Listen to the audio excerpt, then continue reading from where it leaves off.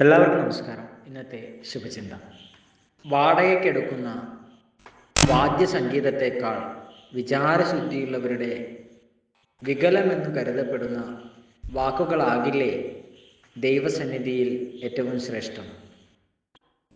ഇമ്പമുള്ള വാക്കുകൾക്ക് പ്രതിബദ്ധത ഉണ്ടാകണമെന്നില്ല. ഹൃദയം നുറങ്ങുന്ന വാക്കുകൾക്ക് അലങ്കാര ഭംഗി ഇല്ലാത്തതുപോലെ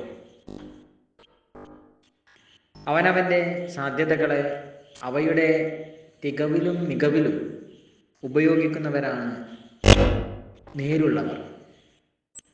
സ്വന്തമായവയുടെ കൂടെ ഹൃദയവും വിലയ്ക്ക് വാങ്ങിയവരുടെ കൂടെ തലച്ചോറുമാകും പ്രവർത്തിക്കുക. അഭംഗിയുണ്ടെങ്കിലും നിഷ്കളങ്കമാണെങ്കിൽ അതല്ലേ നല്ലത്.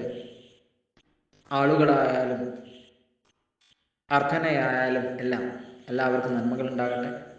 എല്ലാവർക്കും ജീവിത വിജയമുണ്ടാകട്ടെ. നന്ദി, നമസ്കാരം.